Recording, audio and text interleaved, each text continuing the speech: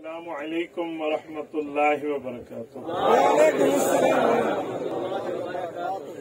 الحمد للہ وحدہ والصلاة والسلام علی من لا نبی بعدہ، اما بعد فاعوذ باللہ من الشیطان الرجیم، بسم اللہ الرحمن الرحیم۔ والذین یؤمنون بما انزل الیک وما انزل من قبلک وبالآخرة هم يوقنون۔ عن ابي هريرة رضي الله تعالى عنه قال قال رسول الله صلى الله عليه وسلم إن مثلي ومثل الأنبياء من قبلي كمثل رجل بنى بيته فأحسنه وأجمله إلا موضع لبنة من زاوية فجعل الناس يطوفون به ويتعجبون له ويقولون هلا وضعت هذه اللبنة فأنا اللبنة وأنا خاتم النبيين۔ رواه الإمام الهمام البخاري في صحيحه۔ صدق الله العظيم وبلغنا رسوله النبي الأمي الكريم، ونحن على ذلك لمن الشاهدين والشاكرين، والحمد لله رب العالمين۔ رشتہ نہ ہو قائم جو محمد سے وفا کا، رشتہ نہ ہو قائم جو محمد سے وفا کا، پھر جینا بھی برباد ہے مرنا بھی اکارت۔ معزز دوستو، آج 9 ستمبر 2021 بروز جمعرات، جو 10 ستمبر 2021 بروز جمعہ میں بدل چکی ہے۔ مرکزی کمیٹی گراؤنڈ علی پور ضلع مظفر گڑھ میں 14ویں سالانہ تحفظ ختم نبوت کانفرنس۔ معزز دوستو، مجھے بخوبی احساس ہے کہ رات کا ایک طویل لمحہ گزر چکا ہے، لیکن میں آپ کے جذبے کو دیکھتے ہوئے، آپ کے ولولے کو دیکھتے ہوئے عقیدہ ختم نبوت پر چند معروضات پیش کروں گا، لیکن مزہ تب آئے جب ہنستے چہرے اور مسکراتے منہ کے ساتھ آپ میرے ساتھ مخاطب ہوں۔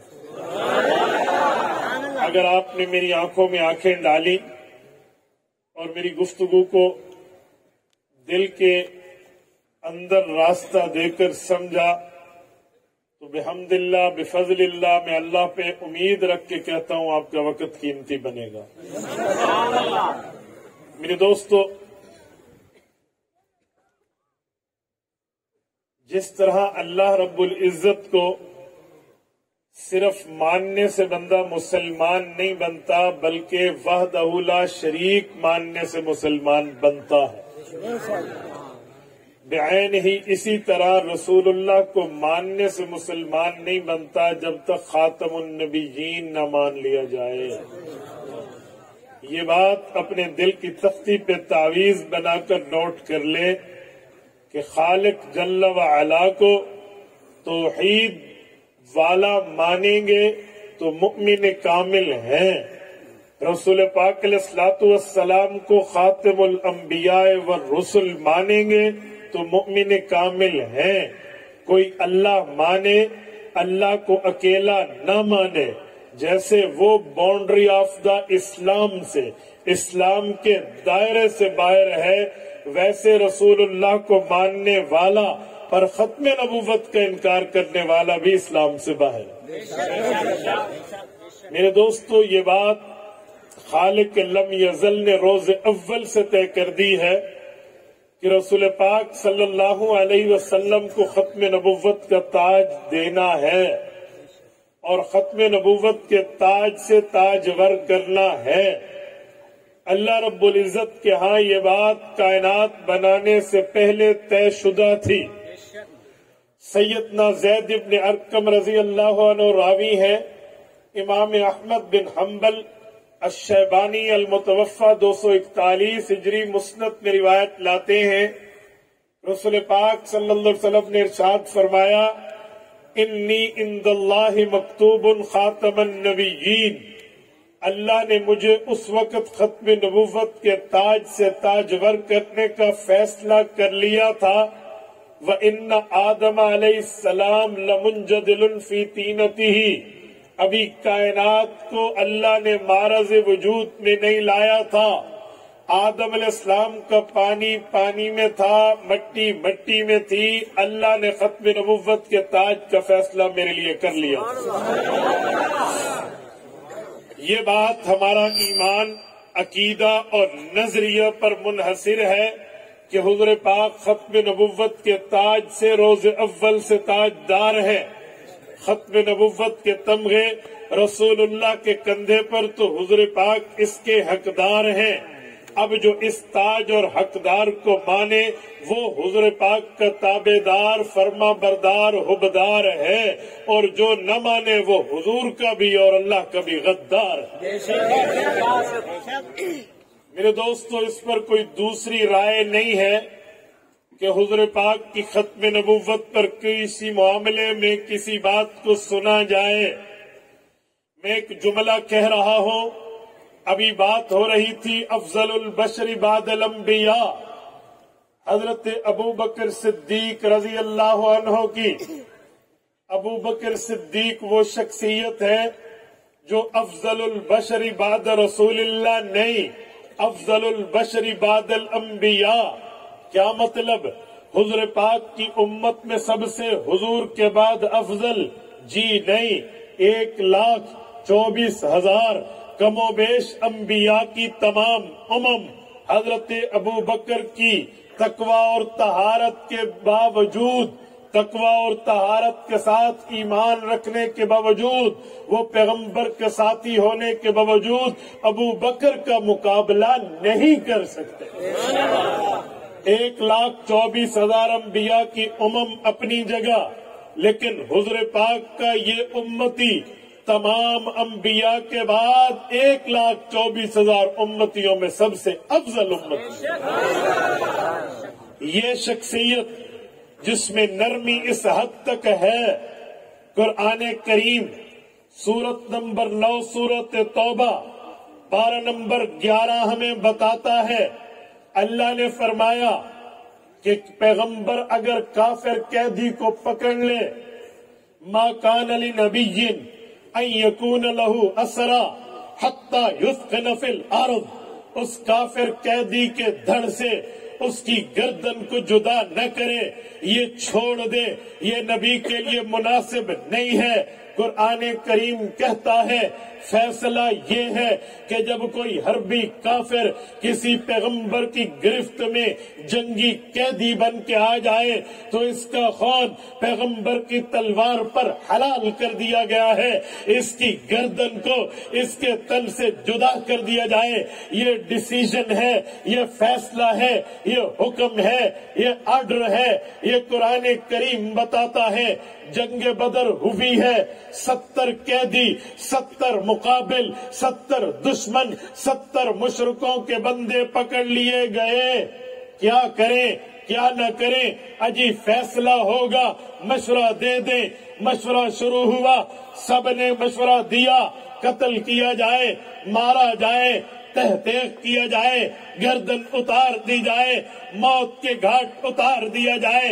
سب مشورہ تو دے رہے تھے، پر ایک شخصیت ابو بکر تھی جو چہرہ محمدی کو پڑھ رہی تھی، حضور پاک کی آنکھوں میں ابھرنے والی کیفیات کو سمجھ رہے تھے، پیغمبر کے ماتھے پہ خیالات کو پڑھ رہا تھا، وہ صرف ابو بکر تھا.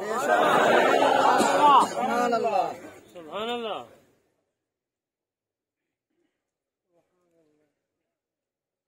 حضور پاک کے چہرے کو پڑھنا شروع کیا، مزاج شناسی پر اپنی طاقت و قوت و ہمت و سکت کو لگایا. پیغمبر کریم علیہ التحیت و تسلیم کے چہرے پر کھلی کتاب کو ابو بکر نے پڑھا. کیوں؟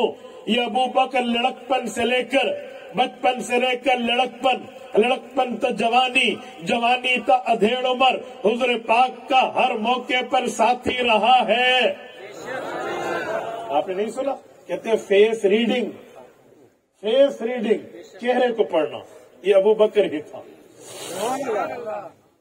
چہرہ اقدس کو پڑھا کہ حضور پاک علیہ الصلوۃ والسلام کا مزاج یہ ہے کہ انہیں کسی بدلے چھوڑ دیا جائے، معاف کیا جائے، کوئی ترتیب ان کے بچانے کی بنائی جائے۔ ابھی آیت تو نہیں اتری تھی نا، ابھی ڈیسیجن تو نہیں نازل ہوا تھا نا۔ چہرے کو پڑھا تو ابو بکر کی باری آئی مشورے کی۔ ابو بکر آپ کیا کہتے ہیں؟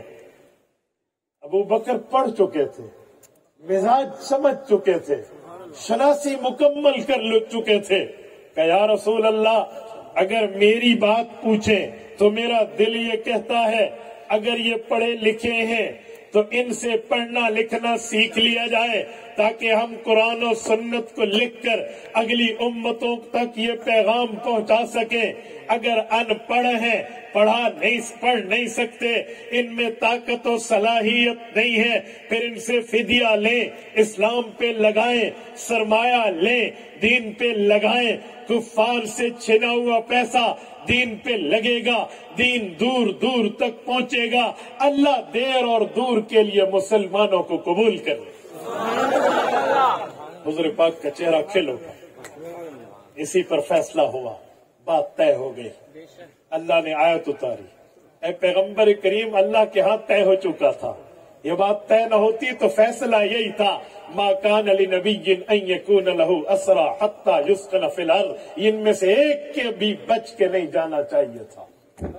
میری بات کا مطلب کچھ اور ہے، جہاں میں لانا چاہ رہا ہوں کہ افضل البشر بعد الانبیاء، اتنا نرم مزاج رکھنے والی شخصیت، اتنا پیارا اور دھیما لہجہ رکھنے والا ابو بکر، اتنا رحم دل، جسے پیغمبر کی زبان اقدس سے ٹائٹل یہ ملے ارحم امتی بامتی ابو بکر۔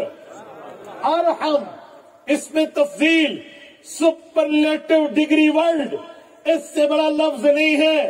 ارحم امتی بامتی ابو بکر، میری امت میں ڈھونڈو، تلاش کرو، سرچنگ کرو، تحقیق کرو، تصدیق کر کے اس نتیجے پہ پہنچو گے اگر میری امت میں کوئی رحم دل ہے تو ابو بکر ان سب سے بڑھ کر، اتنا رحیم و کریم مزاج رکھنے والا۔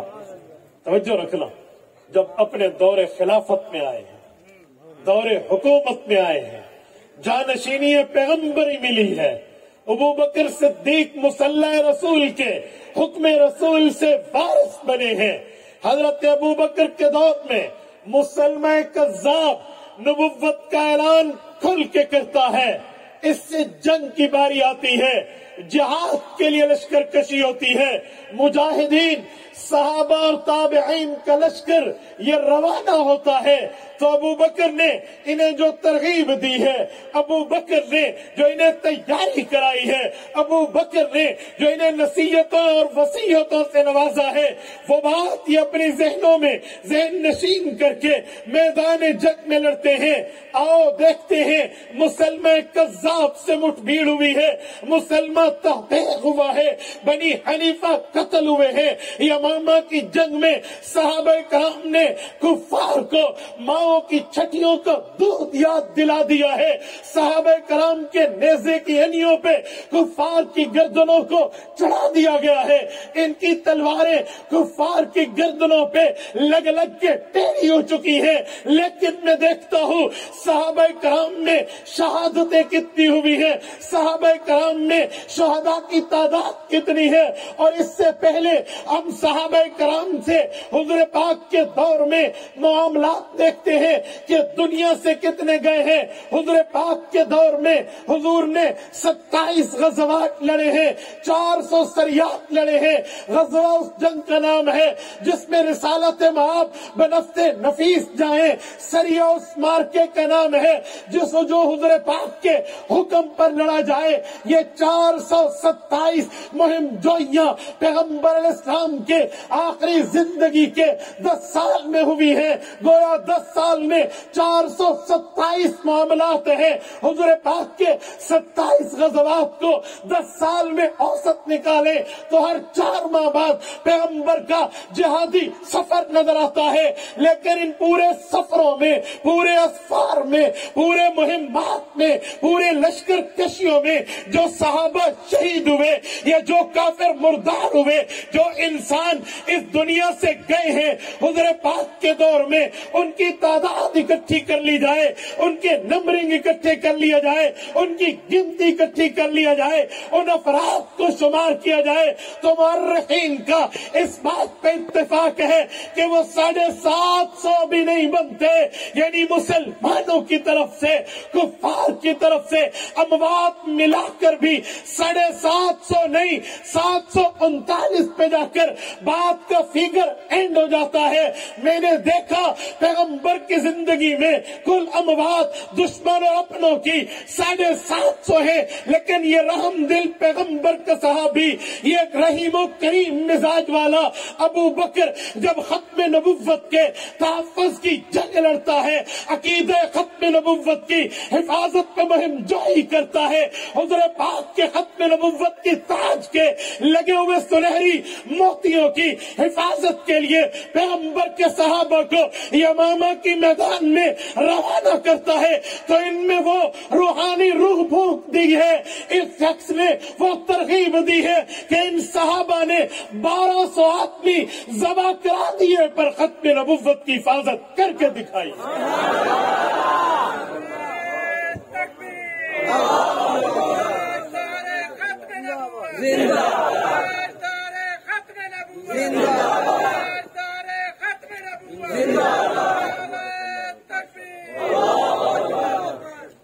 میری بات کا مطلب رحم دلی ابو بکر میں ضرور ہے لیکن غیور ہے، بے غیرت نہیں. یاد یہ وہ نہیں ہے جو کفار سے ڈالر لے کر ایک ملونہ ان کے حوالے کر کے دیار کفر میں بیٹھ کے 7 سمندر دور بیٹھ کے کہے ہم نے تمہارے لیے آسیہ ملونہ چھوڑ کے رکھ دی. اے عدالت کے سائے میں گھسنے والوں، مسلمانان پاکستان، اسلامیان مملکت خداداد جانتے ہیں ختم نبوت کا وفادار کون ہے، غدار کون. نام ریاست مدینہ کا لینے والوں، ریاست مدینہ کی پہلی جنگ ہے. اے مدینہ کی ریاست کا راگ اپنے والوں، اور میں ان مولویوں سے کہتا ہوں جنہیں بڑا شوق ہے ریاست مدینہ کے نام پہ ان گستاخوں کے ساتھیوں کی تائید کرنے پہ، اے تمہاری مولویت اس وقت کہاں گئی تھی جب آسیہ ملونوں کو چھوڑا جا رہا تھا؟ اے تمہاری پگڑی کی عزت کہاں گئی تھی؟ اے پیغمبر کے جانشینوں کے نام لیواؤ، تم نے بخاری نہیں پڑھی، تم نے مسلم نہیں پڑھی، تم نے کتب حدیث نہیں پڑھی، تم نے آیات نہیں پڑھی. اے تیرے سر پہ پگڑی کا اضافہ کیوں ہے؟ اے تیرے چہرے پہ سنت رسول کیوں ہے؟ تو اس کی تائید کرتا ہے جو آسیہ ملونہ حضور کے گستاخ کو چھوڑنے والا ہے. میں اس مولویت پہ حیران ہوں، میں اس داڑھی اور پگڑی پہ حیران ہوں، میں اس دینداری کے لبادے میں چھپے ہوئے ایک فضول دماغ سے حیران ہوں. پتہ نہیں تیری غیرت اسلامی کہاں گئی. اے حضور پاک علیہ الصلوۃ والسلام کے دین مٹنے پہ تیرے آنسو تیری داڑھی سے گرے. اے حضور پاک علیہ الصلوۃ والسلام کے دین اور سنت کے خلاف چلنے والوں کے خلاف تیری صدائیں گونجیں، لیکن جس شخصیت نے انہیں چھوڑ کے، گستاخ کو چھوڑ کے اپنے ہاتھوں کو حضور پاک کے گستاخوں کا یار بنایا، تیری زبان اس کی تائید کیسے کرتی ہے؟ تیرا جذبہ کہاں؟ تیری دینداری کہاں گئی؟ تیرا تقوی کہاں گیا؟ تیری للہیت کہاں گئی؟ تیرا دین و ایمان کہاں گیا؟ جی یوں نہیں ہے، یوں نہیں ہے کہ مسلمان سمجھے نہیں کہ معاملہ ہے کیا. تو ادھر ادھر کی نہ بات کر، یہ بتا کہ قافلہ کیوں لٹا. تو ادھر ادھر کی نہ بات کر، یہ بتا کہ قافلہ کیوں لٹا. مجھے راہسنوں سے گلا نہیں، تیری راہبری کا سوال. میرے خلاف کوئی رائے قائم کرے 100 کرے، میں اس ایسی رائے کو جو ختم نبوت کے خلاف قائم ہونا پاؤں کی ٹھوکر پہ یوں رکھ کے اڑانا جانتا ہوں جیسے آپ کے اس کمیٹی گراؤنڈ میں فٹ بال کو کک ماری جاتی ہے. جوتے کی نوک پر وہ مخالفت جو رسول پاک صلی اللہ علیہ وسلم کے گستاخوں کی تائید والوں کی ہو ہمیں نہیں چاہیے. ہاں تاریخ لکھے گی کہ کچھ غیور وہ تھے جنہوں نے داڑھی پگڑی کو للکار کے کہا تھا یہ غیرت نہیں ہے، یہ دیوسی ہے، یہ غیرت اسلامی نہیں ہے، یہ ہمت اسلامی نہیں ہے. ہاں تائیدیں تم سے لیتے ہیں، تعاون تم سے لیتے ہیں، اور ادھر حضور پاک کے یاروں سے، حضور پاک کے گستاخوں سے یاریوں کی پینگیں بڑھائی جاتی ہیں. افسوس تیرے اندر کوئی سمجھ ہوتی، افسوس میرے مولوی تو اس بات کو سمجھ جاتا تو تیری نرمی کہاں، ابو بکر کی نرمی کہاں. نہیں سمجھے؟ اگر میری بات حق ہے تو پھر تائید کرنی چاہیے، آپ کی زبان گنگ نہیں ہونی چاہیے. تیری نرمی کہاں اور ابو بکر کا تقویٰ کہاں؟ بولیے، ہے کوئی مقابلہ؟ ہاتھ کھڑے کر کے تائید کیجیے.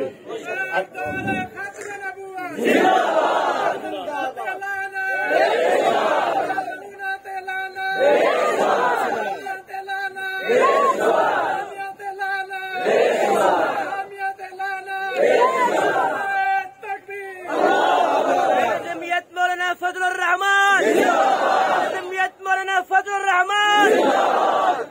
میں نے کہا یہ نرمی کوئی نرم ارحم کا سرٹیفکیٹ جس نے حضور کی زبان سے لیا ہے وہ ابو بکر، اور اس کی نرمی 1250، ایک روایت میں 1200 سیرت حلبیہ اٹھائی ہے.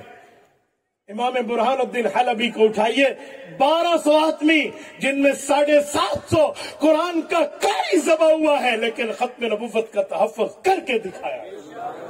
اے صحابہ کرام کا خون کوئی افضل نہیں ہے؟ ہم ملائکۃ اللہ یمشون فی الارض. امام ذہبی فرماتے ہیں یہ پیغمبر کی جماعت، یہ اللہ کے وہ فرشتے ہیں جو زمینوں میں چلتے ہیں. ابن تیمیہ کے الفاظ میں کوئی ہے المقنطرہ التی تصل الامت الی النبوہ.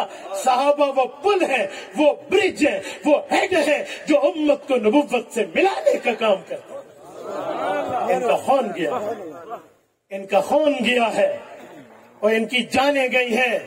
ان کی مائیں نہیں تھی، ان کے بچے نہیں تھے، ان کی بیویاں نہیں تھی، اور ان میں محبت اولاد نہیں تھی، ان میں دین کی طلب نہیں تھی.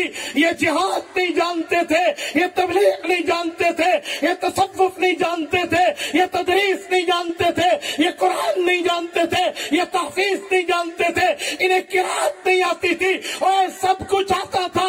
آج ان کا عشر عشیر بھی ہم میں نہیں ہے، ہم تو صرف ان کے نام لیوا ہیں. اگر انہوں نے اپنی جان کی پرواہ نہیں کی، مال کی پرواہ نہیں کی، اولاد کی پرواہ نہیں کی، بیویوں کی پرواہ نہیں کی، بچوں کی پرواہ نہیں کی، گھر بار کی پرواہ نہیں کی، اور اس دنیا کی ثروتوں کو، اس دنیا کی نعمتوں کو پاؤں کی جوتے کی نوک پہ رکھ کے حضور سے وفاداری کی ہے، تو پھر میں کسی کی نرمی کا ٹائٹل دے کر اسے نرم کہہ کر دیوسی نہیں کرنے دوں گا. میں کہوں گا صحابہ کرام پیغمبر علیہ السلام کی اس جماعت کی بات کو تقلید کر کے جو آگے چلے وہ حضور کا متبع ہے. نعرہ تکبیر، تاجدار ختم نبوت، تاجدار ختم نبوت، شان صحابہ، عظمت صحابہ، افکار صحابہ، اعلان صحابہ، دفاع صحابہ، وکیل احناف مولانا عبد الواحد قریشی صاحب. حضور پاک کی ختم نبوت تو ایسا نظریہ سینسیٹیو میٹر، بالکل حساس معاملہ ہے جس پر ابو بکر جیسا شخص خدا کی قسم حضور پاک علیہ السلام کے تحفظ پہ 1200 پیغمبر کے صحابہ ذبح کرا دیے پر ختم نبوت کی پہرہ داری نہیں چھوڑی. یہ بات ہمیں بتاتی ہے، یہ بات ہمیں سمجھاتی ہے کہ ختم نبوت بھی کوئی چیز ایسی ہے جسے چھوڑے تو جنت کا دروازہ میرے لیے نہیں کھلے گا. کس منہ سے جنت کے دروازے پر کہیں گے آمنہ کے لال کے پاس جائیں گے، گستاخوں کی یاریوں کا دھبا ماتھے پر ہوگا. اللہ محفوظ فرمائے. یار یہ کیا مطلب ہے، یہ کیا معاملہ ہے بھائی؟ میں حیران ہوں. ایک بڑے شخص کی غلطی سے عوام میں قادیانیوں کے خلاف کے جذبے میں کتنی نرمی آئے گی یہ انہیں پتہ ہے جو کام کروا رہے ہیں، یہ انہیں پتہ ہے۔ میرے دوستو، میری بات کا مطلب کہ عقیدہ ختم نبوت پر کوئی نرمی کی بات نہیں۔ میں نے گزشتہ بار بھی آپ کی خدمت میں ایک بات کی تھی کہ نرمیوں کے معاملات اپنانے کے لیے حضور پاک علیہ السلام سے غداری کا منجن پڑھایا جا رہا ہے۔ میں نے لاہور کے ایک لا کالج کی بات سنائی تھی کہ ایک پروفیسر اپنے اسٹوڈنٹ کو کہہ رہا ہے حضور پاک علیہ السلام معاف کرنے والے تھے یا بدلہ لینے والے؟ تو ظاہری بات ہے سارے یہی کہیں گے منتقم علی نفسی، آپ علیہ السلام تو معاف کرنے والے تھے، درگزر کرنے والے تھے۔ حضور پاک میں تو رحمتیں شفقتیں کوٹ کوٹ کے بھری، بلکہ یہاں سے منبع شفقت، یہاں سے شفقتیں پھوٹتی ہیں، منبع رحمت یہاں سے رحمتیں پھوٹتی ہیں۔ تو پروفیسر روزانہ طلباء کو یہی سمجھاتا ہے، اسٹوڈنٹ کو مائنڈ سیٹ دے رہا تھا، برین واشنگ جسے کہتے ہیں۔ ایک دن اس نے اپنا دعو کیا اور وہاں کوئی ختم نبوت کا شہزادہ بھی بیٹھا تھا۔ اس نے کہا جی میں بڑا حیران ہوں، تسی مولویوں نے ویکھیا؟ تو لوگوں نے کہا جی کیا ہوا؟ کہ تم نے مولویوں کو دیکھا؟ یہ ختم نبوت کا تحفظ کرتے ہیں اور آنکھیں سرخ ہو جاتی ہیں، ان کی آوازیں بلند ہو جاتی ہیں، جذبے میں آ جاتے ہیں۔ بات کرنی ہے تو تم بڑے پیار سے بات کرو، کیا سختیاں، کیا ادھر ادھر، کیا بازو چڑھانا، آرام سے بھی بات ہو سکتی۔ طلبا سنتے ہیں، ایک دن، دو دن، تین دن، چلتا چلتا چلتا پھر ایک موقع پر یہ جو گستاخوں کے اوپر اتنے غصے میں آ جاتے ہیں، میں بڑا حیران ہوں۔ حضور تو معاف کرنے والے تھے، تم حضور پاک کے نام لیوا معاف کیوں نہیں کرتے؟ معاف کرو، پیار کرو، محبت دو، خود ہی اگلا مان جائے گا۔ تو ایک اسٹوڈنٹ سمجھ گیا کہ یہ گستاخوں کو معافیوں کی سرٹیفکیٹ دے رہا ہے۔ قرآن کہتے ہیں وہ قتلوا تقتیلا، حکومت اسلامیہ کی ذمہ داری ہے کہ ان کی بوٹی بوٹی کر کے رکھ دے۔ یہ ہمیں کیا راگ لاپ رہا ہے؟ تو اس نے کہ اسٹوڈنٹ نے کہا سر ایکسکیوز می 1 منٹ، میں کچھ کہوں؟ کہ جی آپ کہیے۔ انہوں نے کہا سر نیور مائنڈ، محسوس نہ کیجئے، آپ تو کتے کے بچے ہیں۔ آنکھیں کھل گئی۔ میں نے کہا سر کیا کہہ رہے ہو، کیا بکواس؟ انہوں نے کہا سر آپ کی شکل تو ریچھ جیسی ہے، مجھے لگتا ہے آپ کی اماں جی جو تھی نا وہ کوئی بےمان عورت تھی، آپ کے ابو بڑے فلاح قسم کے تھے، یہ وہ کر کے اس میں 2 منٹ میں کام پورا کر دیتے ہیں۔ وہ لپکا اس کو پکڑنے کے لیے، اسٹوڈنٹ نے کہا وہ کہہ رہے یو انسلٹ می، میری گستاخی کر رہا ہے، میری بے عزتی کر رہا ہے۔ تو اس نے کہا سر کیا بے عزتی، کول ہو جائے، ٹھنڈی ہو جائے، معاف کریں، پیار کریں، محبت دیں، گلے سے لگائے، ٹھیک ہو جائے گا سارا معاملہ۔ پہنچی وہیں پہ خاک جہاں کا خبیث تھا، اس کو وہیں پہنچایا۔ کہتے نا یدخل ما حیث خرج، علماء جانتے۔ تو جب یہ وہیں گھسا نہ جہاں سے اس کا دماغ نکلا، تو اسٹوڈنٹ نے کہا کہ آج کے بعد اگر تو نے ہمیں یہ باتیں کی نا تو پھر ہم تجھے بتائیں گے کہ ہم لا پڑھنے آئے ہیں یا کیا پڑھنے آئے ہیں۔ وہ قادیانی تھا اصل میں، وہ یوں برین واش کر رہا تھا۔ بھائی ہمیں یہ سمجھایا جا رہا ہے یہی، اور جہاں تک رہی یہ بات کہ غصے میں آ جاتے ہیں، آنکھیں سرخ ہو جاتی ہیں، فلاح ہو جاتے ہیں۔ اوے سنو، علماء انبیاء کے وارث ہیں، وَأَنَّ الْعُلَمَاءَ وَرَثَةُ الْأَنْبِيَاءِ إِنَّمَا الْأَنْبِيَاءُ لَمْ يُوَرِّثُوا دِينَارًا وَلَا دِرْهَمًا إِنَّمَا وَرَّثَهُ الْعِلْمَ فَمَنْ أَخَذَهُ أَخَذَ بِحَظٍّ وَافِرٍ۔ سنن نبی داؤد کھولیے، امام سلیمان بن الاشعث السجستانی رحمہ اللہ روایت لائے ہیں، اللہ کے رسول فرماتے ہیں، حضرت ابو ہریرہ نے فرمان عالی شان پیش کیا ہے، فرمایا میرے پاک پیغمبر نے فرمایا میں نبی ہوں اور ہم انبیاء کا وطیرہ و طریقہ یہ ہے، ہم جب دنیا سے جاتے ہیں درہم و دینار کا وارث نہیں بناتے، ہم علم چھوڑ جاتے ہیں اور ہمارے وارث علماء ہیں۔ جس عالم کو میرا علم زیادہ ملا اسے بہت بڑی خیر مل گئی۔ تو پیغمبر کی وراثت علم ہے، تو وارث نبی کا جو ہے وہ وہی کچھ لینے کا حقدار ہے جو مورث ہمارے پیغمبر چھوڑ کے گئے۔ میں جملہ سمجھانے کے لیے کہتا ہوں، توجہ رکھنا، توجہ ہے۔ والد فوت ہو اور بیٹے 2 ہوں، ایک ہو سفید رنگ کا ایک ہو کالے رنگ کا، یہ ہو سکتا ہے کہ سفید کو مال زیادہ دیں اور کالے کو کم دیں؟ اجی یہ تو کالا ہے، کوئی کہے گا؟ اچھا ایک پڑھا لکھا ہو ایک ان پڑھ ہو، یہ ہو سکتا ہے کہ کوئی کہ جی پڑھے لکھے کا مال زیادہ اور ان پڑھ کا مال کم؟ ہو سکتا ہے؟ اچھا ایک نابینا ہو اور ایک بینا ہو، ایک کی آنکھیں چلتی ہو ایک کی فیوز ہو، اندھا ہو، کوئی کہہ سکتا ہے کہ جی اندھے کو مال کم اور دیکھنے والے کو زیادہ؟ ہو سکتا ہے؟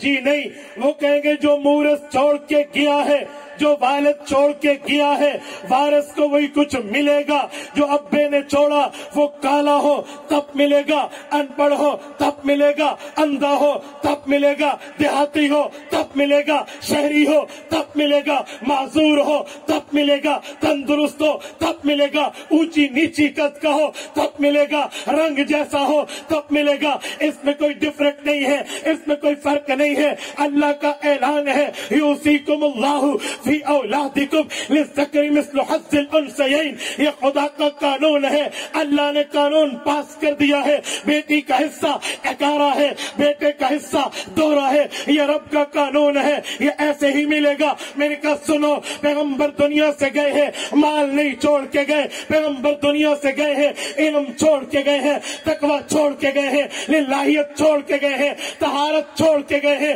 معلومات دینیت چھوڑ کے گئے ہیں، فقاہت اسلامیہ چھوڑ کے گئے ہیں۔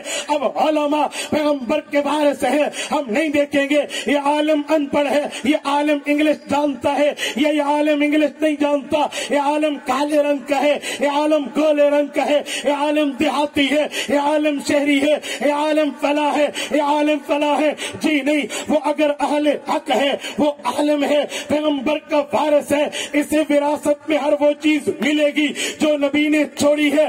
آؤ سنو، یہ خطابت بھی، یہ گفتگو بھی، یہ مناظرانہ گفتگو اور دشمن کے مقابلے میں سختی کے اندر آنکھوں کو سرخی میں لانا، ہاتھ کو بلند کرنا، آواز کو اونچا کرنا اور گفتگو کے انداز میں یوں اختیار کرنا جسے لوگ جذبہ کہتے ہیں، کیا یہ علم میں نبی سے عالم کو وراثت کے طور پہ ملا ہے یا نہیں ملا؟ کھولیے صحیح بخاری، حضرت ابو ہریرہ فرماتے ہیں اللہ کے رسول کی عادت مبارکہ یہ ہے، کان رسول اللہ فینا خطیبہ، جب حضور پاک بیان فرماتے تھے، گفتگو فرماتے تھے، احمرت عینا وعلا صوتہ واشتد غضبہ کانہ منذر جیش صبحکم ومساکم۔ پیغمبر ایمان، پیغمبر اسلام کا ایمانی طریقہ گفتگو میں بعض اوقات دشمن کو للکارنے کا یوں ہوتا، آنکھیں مبارک سرخ ہو جاتی تھی، آواز مبارک قدرے بلند ہو جاتا تھا، غصہ مبارک تیز ہو جاتا تھا،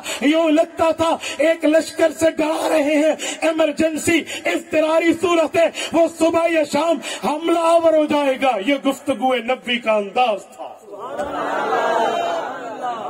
آج آنکھیں سرخ ہو جائیں تو کہتے جی مولویوں نے کی ہو گیا، آج وہ مولوی کی آواز تیز ہو جائے پیغمبر اسلام کے دفاع کے لیے، پیغمبر اسلام کے دیے ہوئے ایمان کے عقائد کے اعمال کے تحفظ کے لیے، وہ پیغمبر کی وراثت کی حفاظت کے لیے غصے میں آئے، آنکھیں سرخ ہو، آواز بلند ہو اور گفتگو یوں کرے جیسے دشمن سے ڈرایا جاتا ہے۔ اے بے وقوف، یہ عالم کو طریقہ پیغمبر کی وراثت میں ملا ہے، جو نبی نے چھوڑا ہے وہی عالم نے پایا۔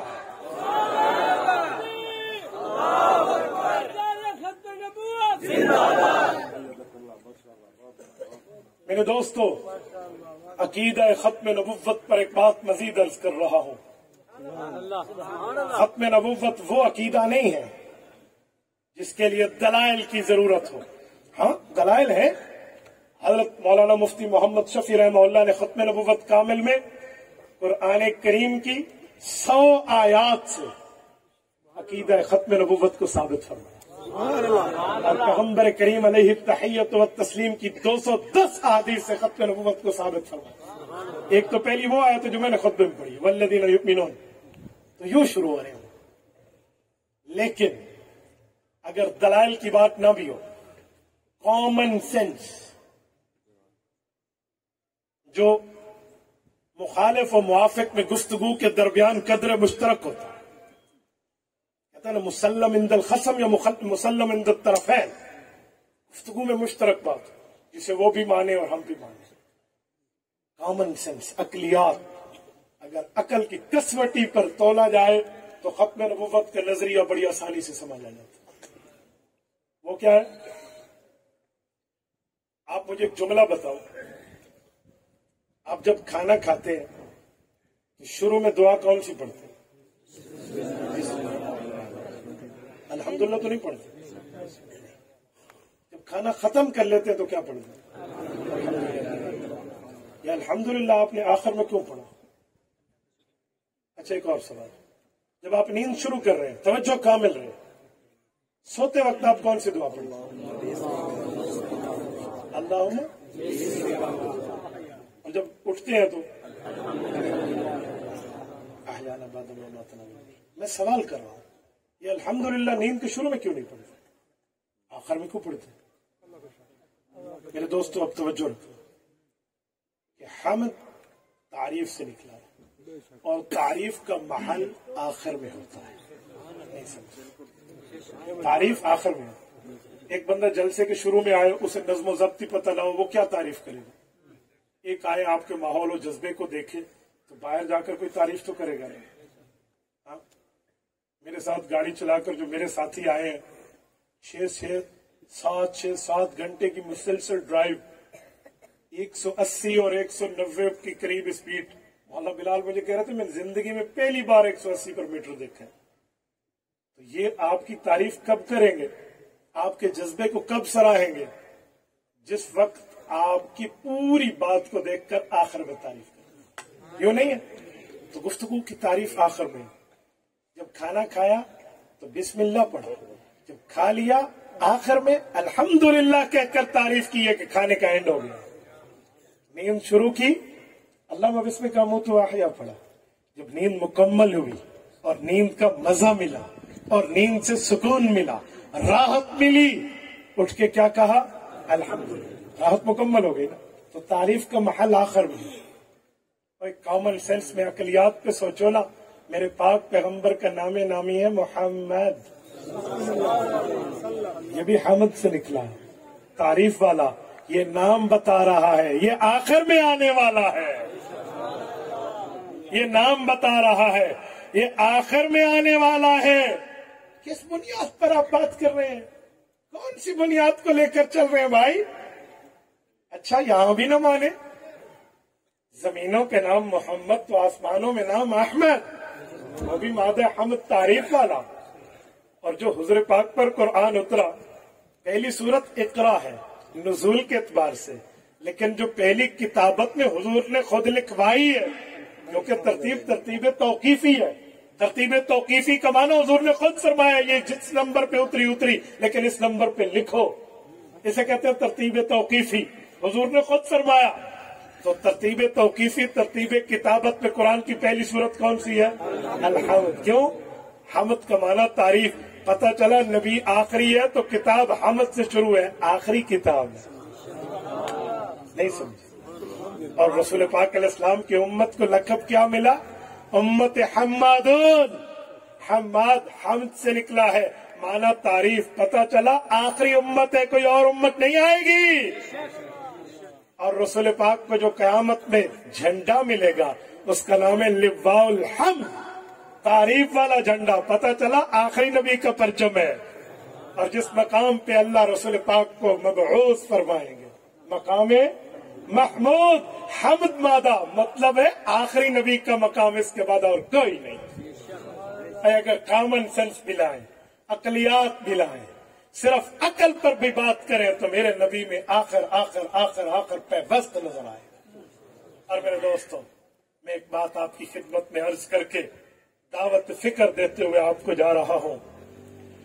عقیدہ ختم نبوت اپنی اولادوں کو خود سمجھاؤ. اگر آپ استاذ ہو، کلاس میں آپ کو پڑھانا آپ کی ذمہ داری ہے. کچھ ذمہ داری میں ہیڈ ماسٹر پوچھے گا، پرنسپل پوچھے گا، وائس چانسلر پوچھے گا، لیکن کچھ ذمہ داریوں میں اللہ پوچھے گا. ختم نبوت نعمت ہے یا نہیں ہے؟ بولیے نعمت ہے یا نہیں ہے؟ اس پر میں دلائل دے سکتا ہوں. ہمارے علماء بیٹھے ہیں، جانتے ہیں کہ ختم نبوت کی نعمت کا تعلق کس نعمتوں سے، لیکن میرا یہ عنوان نہیں ہے، ورنہ میں اس پہ دلائل دے سکتا ہوں۔ اعمار و امتی میں امت کو وقت چھوٹا ملا ہے اور درجہ سب سے بڑھ کے، تو ختم نبوت نعمت ہے نا، اس کی کئی دلائل ہیں۔ تو ختم نبوت نعمت ہے، تم نے اس پر بات نہیں کی۔ سورت تکاثر پارہ نمبر 30 رب کائنات آخری آیت میں فرماتے ہیں ثم لتسألن یومئذ عن النعیم۔ اللہ فرماتے ہیں اے لوگوں، اے مسلمانوں، اے کلمہ گو، اے مومنوں، اے مسلموں، اے مؤمنات، اے مسلمات، اے مرد اور عورتوں جو پیغمبر کا کلمہ پڑھنے والے ہو، اللہ کا اعلان ہے قیامت کا دن ہوگا، میدان محشر ہوگا، اور تم سے ہر نعمت کے متعلق سوال کیا جائے گا، ہر اچھائی کے متعلق سوال کیا جائے گا، ہر بہتری کے متعلق سوال کیا جائے گا، ہر بھلائی کے متعلق سوال کیا جائے گا، اور ہر نعمت کے بارے میں پوچھا جائے گا۔ پانی نعمت ہے تو پوچھا جائے گا، عقل نعمت ہے پوچھا جائے گا، دل نعمت ہے پوچھا جائے گا، فہم و فراست نعمت ہے پوچھا جائے گا، صحت و عافیت نعمت ہے پوچھا جائے گا۔ جہاں پر یہ ساری نعمتیں نعمت کے طور پہ گنواتے، بتاتے، سنتے، سناتے، لکھتے، لکھواتے آئے ہو، وہاں پر سب سے بڑی نعمت ایمان ہے، اسلام ہے، ایمان ہے، توحید ہے، رسالت ہے، اور حضور پاک کی ختم نبوت ہے۔ اے پانی زیادہ نہ بہاؤ، اے نعمت ہے، اللہ پوچھے گا۔ اے نمک زیادہ زمین پہ نہ گراؤ، نعمت ہے، اللہ پوچھے گا۔ اے زیادہ گندا کھانا نہ کھا، اپنے آپ کی بد پرہیزی نہ کر۔ اے جسم نعمت ہے، جان بچانا فرض ہے، اللہ پوچھے گا۔ اے یہ بات سنانے والوں، ختم نبوت بھی، اسلام بھی، رسالت بھی، توحید بھی، ایمان بھی، ایقان بھی، اسلام بھی نعمت ہے، اس کا بھی ذکر کرو۔ ثم لتسألن یومئذ عن النعیم۔ یہ نعیم تنوین تنکیر آپ کو نکرہ بتا۔ میرے دوستو، یہ تو عموم پہ دلالت کرتی ہے، اس پہ تو ہر نعمت کا سوال ہوگا۔ اے کاش تو نے پانی کو نعمت سمجھا، ختم نبوت کے معاملے کو بھی تو نعمت سمجھتا۔ اور میرے دوستو، اس نعمت کی قدر کریں گے تو اللہ کا اعلان کیا ہے، اور ناشکری کریں گے تو رب کا ڈراوا کیا ہے۔ لئن شکرتم لأزیدنکم، تم نعمت پر شکر کرو گے میں تمہاری برکتیں بڑھا دوں گا۔ وَلَئِن كَفَرْتُمْ، ناشکری کر دی، ان عذابی لشدید، مجھ جیسا عذاب تمہیں، پھر مجھ جیسے عذاب سے، شدید عذاب سے بچ کے دکھاؤ، بہت بڑا سخت ہے۔ اسے تو علامہ اقبال نے اپنے جملے میں یوں سمجھایا، نہ جا اس کے تحمل پہ کہ بے ڈب ہے گرفت اس کی، اور ڈر اس کی دیر گیری سے کہ ہے سخت انتقام اس کا۔ تو میرے دوستو، یہ باتیں بھی تو بتائیے، آپ کی ذمہ داری ہے۔ آپ استاذ ہیں، اپنے شاگردوں کو بتائیں۔ آپ صحافی ہیں، اپنے نیوز پیپر کے قارئین کو بتائیے۔ آپ اصحاب قلم ہیں، اپنی قلم سے لکھیے۔